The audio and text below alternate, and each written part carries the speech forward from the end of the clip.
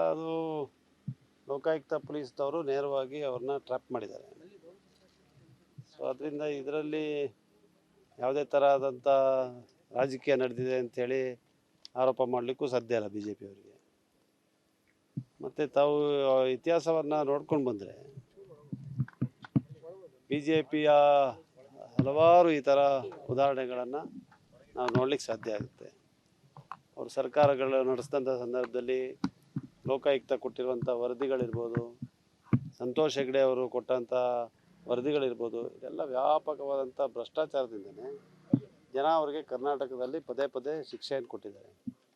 ಮತ್ತು ಭ್ರಷ್ಟಾಚಾರದ ಬರೀ ರಾಜಕೀಯ ಆರೋಪಗಳಲ್ಲ, ಅವ್ರ ಮೇಲೆ ಇದ್ದಂಥ ಆರೋಪಗಳೆಲ್ಲ ಕೂಡ ನೇರವಾಗಿ ಆಧಾರ ಸಮೇತ ಅವರು ಸಿಕ್ಕಾಕೊಂಡಿರುವಂಥದ್ದೇ ನಾವು ಕಂಡಿರುವಂಥದ್ದು. ಕೋವಿಡ್ನಂಥ ಮಹಾಮಾರಿ ಬಂದಾಗ ಯಾವ ಸಂದರ್ಭದಲ್ಲಿ ಪ್ರತಿಯೊಬ್ಬ ನಾಗರಿಕನೂ ಕೂಡ ಸಮಾಜದ ಪರ, ಬಡವರ ಪರ, ಯಾರು ಕೋವಿಡ್ನ ಈ ಮಹಾಮಾರಿಯಲ್ಲಿ ಸಂಕಷ್ಟದಲ್ಲಿದ್ದರು ಅವ್ರ ಪರ ಇದ್ದಾಗ ಬೆಡ್ನಲ್ಲಿ, ಆಕ್ಸಿಜನ್ ಸಿಲಿಂಡರ್ಗಳಲ್ಲಿ ಇದರಲ್ಲಿ ಹಣವನ್ನು ಹೊಡೆದಂಥದ್ದು ಇವರ ಸಂಸ್ಕೃತಿ.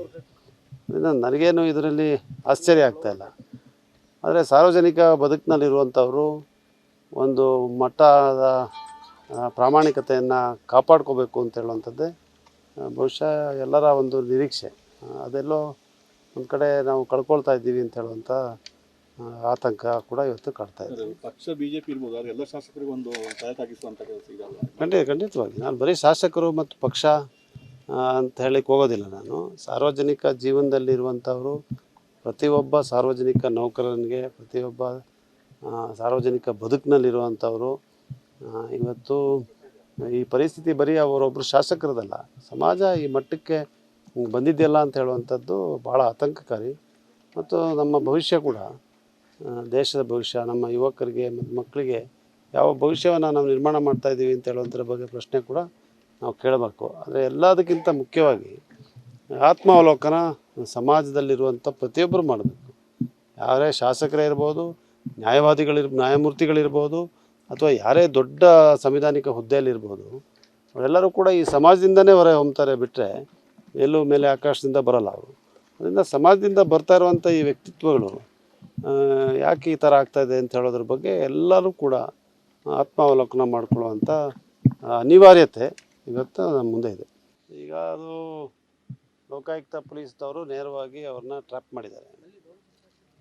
ಸೊ ಅದರಿಂದ ಇದರಲ್ಲಿ ಯಾವುದೇ ಥರದಂಥ ರಾಜಕೀಯ ನಡೆದಿದೆ ಅಂಥೇಳಿ ಆರೋಪ ಮಾಡಲಿಕ್ಕೂ ಸಾಧ್ಯ ಇಲ್ಲ ಬಿ ಜೆ ಪಿಯವರಿಗೆ. ಮತ್ತು ತಾವು ಇತಿಹಾಸವನ್ನು ನೋಡ್ಕೊಂಡು ಬಂದರೆ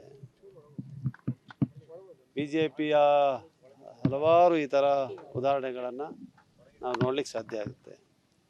ಅವರು ಸರ್ಕಾರಗಳು ನಡೆಸಿದಂಥ ಸಂದರ್ಭದಲ್ಲಿ ಲೋಕಾಯುಕ್ತ ಕೊಟ್ಟಿರುವಂಥ ವರದಿಗಳಿರ್ಬೋದು, ಸಂತೋಷ್ ಹೆಗ್ಡೆ ಅವರು ಕೊಟ್ಟಂಥ ವರದಿಗಳಿರ್ಬೋದು, ಇದೆಲ್ಲ ವ್ಯಾಪಕವಾದಂಥ ಭ್ರಷ್ಟಾಚಾರದಿಂದನೇ ಜನ ಅವರಿಗೆ ಕರ್ನಾಟಕದಲ್ಲಿ ಪದೇ ಪದೇ ಶಿಕ್ಷೆಯನ್ನು ಕೊಟ್ಟಿದ್ದಾರೆ. ಮತ್ತು ಭ್ರಷ್ಟಾಚಾರದ ಬರೀ ರಾಜಕೀಯ ಆರೋಪಗಳಲ್ಲ, ಅವ್ರ ಮೇಲೆ ಇದ್ದಂಥ ಆರೋಪಗಳೆಲ್ಲ ಕೂಡ ನೇರವಾಗಿ ಆಧಾರ ಸಮೇತ ಅವರು ಸಿಕ್ಕಾಕೊಂಡಿರುವಂಥದ್ದೇ ನಾವು ಕಂಡಿರುವಂಥದ್ದು. ಕೋವಿಡ್ನಂಥ ಮಹಾಮಾರಿ ಬಂದಾಗ ಯಾವ ಸಂದರ್ಭದಲ್ಲಿ ಪ್ರತಿಯೊಬ್ಬ ನಾಗರಿಕನೂ ಕೂಡ ಸಮಾಜದ ಪರ, ಬಡವರ ಪರ, ಯಾರು ಕೋವಿಡ್ನ ಈ ಮಹಾಮಾರಿಯಲ್ಲಿ ಸಂಕಷ್ಟದಲ್ಲಿದ್ದರು ಅವ್ರ ಪರ ಇದ್ದಾಗ ಬೆಡ್ನಲ್ಲಿ, ಆಕ್ಸಿಜನ್ ಸಿಲಿಂಡರ್ಗಳಲ್ಲಿ ಇದರಲ್ಲಿ ಹಣವನ್ನು ಹೊಡೆದಂಥದ್ದು ಇವರ ಸಂಸ್ಕೃತಿ. ಅದರಿಂದ ನನಗೇನು ಇದರಲ್ಲಿ ಆಶ್ಚರ್ಯ ಆಗ್ತಾಯಿಲ್ಲ. ಆದರೆ ಸಾರ್ವಜನಿಕ ಬದುಕಿನಲ್ಲಿರುವಂಥವರು ಒಂದು ಮಟ್ಟದ ಪ್ರಾಮಾಣಿಕತೆಯನ್ನು ಕಾಪಾಡ್ಕೋಬೇಕು ಅಂತ ಹೇಳುವಂಥದ್ದೇ ಬಹುಶಃ ಎಲ್ಲರ ಒಂದು ನಿರೀಕ್ಷೆ. ಅದೆಲ್ಲೋ ಒಂದು ಕಡೆ ನಾವು ಕಳ್ಕೊಳ್ತಾ ಇದ್ದೀವಿ ಅಂತ ಹೇಳುವಂಥ ಆತಂಕ ಕೂಡ ಇವತ್ತು ಕಾಡ್ತಾ ಇದೆ. ಪಕ್ಷ ಬಿಜೆಪಿ ಇರ್ಬೋದು, ಆದರೆ ಎಲ್ಲ ಶಾಸಕರಿಗೆ ಒಂದು ಸಹಾಯಕಾಗಿಸುವಂಥ ಕೆಲಸ ಇದಲ್ಲ. ಖಂಡಿತವಾಗಿ ನಾನು ಬರೀ ಶಾಸಕರು ಮತ್ತು ಪಕ್ಷ ಅಂತ ಹೇಳಲಿಕ್ಕೆ ಹೋಗೋದಿಲ್ಲ. ನಾನು ಸಾರ್ವಜನಿಕ ಜೀವನದಲ್ಲಿರುವಂಥವರು, ಪ್ರತಿಯೊಬ್ಬ ಸಾರ್ವಜನಿಕ ನೌಕರನಿಗೆ, ಪ್ರತಿಯೊಬ್ಬ ಸಾರ್ವಜನಿಕ ಬದುಕಿನಲ್ಲಿರುವಂಥವರು ಇವತ್ತು ಈ ಪರಿಸ್ಥಿತಿ ಬರೀ ಅವರೊಬ್ಬರು ಶಾಸಕರದಲ್ಲ, ಸಮಾಜ ಈ ಮಟ್ಟಕ್ಕೆ ಬಂದಿದೆಯಲ್ಲ ಅಂತ ಹೇಳುವಂಥದ್ದು ಭಾಳ ಆತಂಕಕಾರಿ. ಮತ್ತು ನಮ್ಮ ಭವಿಷ್ಯ ಕೂಡ, ದೇಶದ ಭವಿಷ್ಯ, ನಮ್ಮ ಯುವಕರಿಗೆ ಮತ್ತು ಮಕ್ಕಳಿಗೆ ಯಾವ ಭವಿಷ್ಯವನ್ನು ನಾವು ನಿರ್ಮಾಣ ಮಾಡ್ತಾಯಿದ್ದೀವಿ ಅಂತ ಹೇಳುವಂಥದ್ರ ಬಗ್ಗೆ ಪ್ರಶ್ನೆ ಕೂಡ ನಾವು ಕೇಳಬೇಕು. ಆದರೆ ಎಲ್ಲದಕ್ಕಿಂತ ಮುಖ್ಯವಾಗಿ ಆತ್ಮಾವಲೋಕನ ಸಮಾಜದಲ್ಲಿರುವಂಥ ಪ್ರತಿಯೊಬ್ಬರು ಮಾಡಬೇಕು. ಯಾರೇ ಶಾಸಕರೇ ಇರ್ಬೋದು, ನ್ಯಾಯಮೂರ್ತಿಗಳಿರ್ಬೋದು ಅಥವಾ ಯಾರೇ ದೊಡ್ಡ ಸಂವಿಧಾನಿಕ ಹುದ್ದೆಯಲ್ಲಿರ್ಬೋದು, ಅವರೆಲ್ಲರೂ ಕೂಡ ಈ ಸಮಾಜದಿಂದನೇ ಹೊರ ಹೊಮ್ತಾರೆ ಬಿಟ್ಟರೆ ಎಲ್ಲೂ ಮೇಲೆ ಆಕಾಶದಿಂದ ಬರಲ್ಲ ಅವರು. ಅದರಿಂದ ಸಮಾಜದಿಂದ ಬರ್ತಾ ಇರುವಂಥ ಈ ವ್ಯಕ್ತಿತ್ವಗಳು ಯಾಕೆ ಈ ಥರ ಆಗ್ತಾಯಿದೆ ಅಂತ ಹೇಳೋದ್ರ ಬಗ್ಗೆ ಎಲ್ಲರೂ ಕೂಡ ಆತ್ಮಾವಲೋಕನ ಮಾಡ್ಕೊಳ್ಳುವಂಥ ಅನಿವಾರ್ಯತೆ ಇವತ್ತು ನಮ್ಮ ಮುಂದೆ ಇದೆ. ಈಗ ಅದು ಲೋಕಾಯುಕ್ತ ಪೊಲೀಸ್ದವರು ನೇರವಾಗಿ ಅವ್ರನ್ನ ಟ್ರ್ಯಾಪ್ ಮಾಡಿದ್ದಾರೆ. ಸೊ ಅದರಿಂದ ಇದರಲ್ಲಿ ಯಾವುದೇ ಥರದಂಥ ರಾಜಕೀಯ ನಡೆದಿದೆ ಅಂಥೇಳಿ ಆರೋಪ ಮಾಡಲಿಕ್ಕೂ ಸಾಧ್ಯ ಇಲ್ಲ ಬಿ ಜೆ ಪಿಯವರಿಗೆ. ಮತ್ತು ತಾವು ಇತಿಹಾಸವನ್ನು ನೋಡ್ಕೊಂಡು ಬಂದರೆ ಬಿ ಜೆ ಪಿಯ ಹಲವಾರು ಈ ಥರ ಉದಾಹರಣೆಗಳನ್ನು ನಾವು ನೋಡ್ಲಿಕ್ಕೆ ಸಾಧ್ಯ ಆಗುತ್ತೆ. ಅವರು ಸರ್ಕಾರಗಳು ನಡೆಸಿದಂಥ ಸಂದರ್ಭದಲ್ಲಿ ಲೋಕಾಯುಕ್ತ ಕೊಟ್ಟಿರುವಂಥ ವರದಿಗಳಿರ್ಬೋದು, ಸಂತೋಷ್ ಹೆಗ್ಡೆ ಅವರು ಕೊಟ್ಟಂಥ ವರದಿಗಳಿರ್ಬೋದು, ಇದೆಲ್ಲ ವ್ಯಾಪಕವಾದಂಥ ಭ್ರಷ್ಟಾಚಾರದಿಂದನೇ ಜನ ಅವರಿಗೆ ಕರ್ನಾಟಕದಲ್ಲಿ ಪದೇ ಪದೇ ಶಿಕ್ಷೆಯನ್ನು ಕೊಟ್ಟಿದ್ದಾರೆ.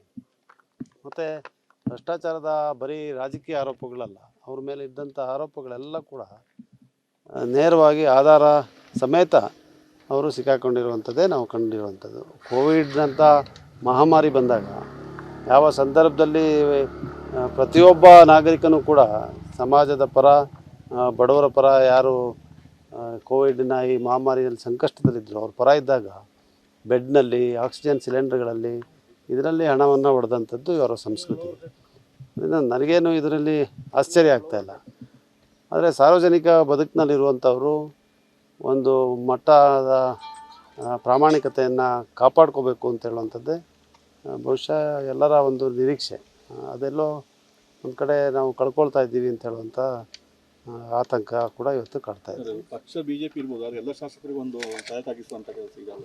ಖಂಡಿತವಾಗಿ ನಾನು ಬರೀ ಶಾಸಕರು ಮತ್ತು ಪಕ್ಷ ಅಂತ ಹೇಳಿಕ್ಕೆ ಹೋಗೋದಿಲ್ಲ. ನಾನು ಸಾರ್ವಜನಿಕ ಜೀವನದಲ್ಲಿರುವಂಥವರು, ಪ್ರತಿಯೊಬ್ಬ ಸಾರ್ವಜನಿಕ ನೌಕರನಿಗೆ, ಪ್ರತಿಯೊಬ್ಬ ಸಾರ್ವಜನಿಕ ಬದುಕಿನಲ್ಲಿರುವಂಥವರು ಇವತ್ತು ಈ ಪರಿಸ್ಥಿತಿ ಬರೀ ಅವರೊಬ್ಬರು ಶಾಸಕರದಲ್ಲ, ಸಮಾಜ ಈ ಮಟ್ಟಕ್ಕೆ ಬಂದಿದೆಯಲ್ಲ ಅಂತ ಹೇಳುವಂಥದ್ದು ಭಾಳ ಆತಂಕಕಾರಿ. ಮತ್ತು ನಮ್ಮ ಭವಿಷ್ಯ ಕೂಡ, ದೇಶದ ಭವಿಷ್ಯ, ನಮ್ಮ ಯುವಕರಿಗೆ ಮತ್ತು ಮಕ್ಕಳಿಗೆ ಯಾವ ಭವಿಷ್ಯವನ್ನು ನಾವು ನಿರ್ಮಾಣ ಮಾಡ್ತಾಯಿದ್ದೀವಿ ಅಂತ ಹೇಳುವಂಥದ್ರ ಬಗ್ಗೆ ಪ್ರಶ್ನೆ ಕೂಡ ನಾವು ಕೇಳಬೇಕು. ಆದರೆ ಎಲ್ಲದಕ್ಕಿಂತ ಮುಖ್ಯವಾಗಿ ಆತ್ಮಾವಲೋಕನ ಸಮಾಜದಲ್ಲಿರುವಂಥ ಪ್ರತಿಯೊಬ್ಬರು ಮಾಡಬೇಕು. ಯಾರೇ ಶಾಸಕರೇ ಇರ್ಬೋದು, ನ್ಯಾಯಮೂರ್ತಿಗಳಿರ್ಬೋದು ಅಥವಾ ಯಾರೇ ದೊಡ್ಡ ಸಂವಿಧಾನಿಕ ಹುದ್ದೆಯಲ್ಲಿರ್ಬೋದು, ಅವರೆಲ್ಲರೂ ಕೂಡ ಈ ಸಮಾಜದಿಂದನೇ ಹೊರ ಹೊಮ್ತಾರೆ ಬಿಟ್ಟರೆ ಎಲ್ಲೂ ಮೇಲೆ ಆಕಾಶದಿಂದ ಬರಲ್ಲ ಅವರು.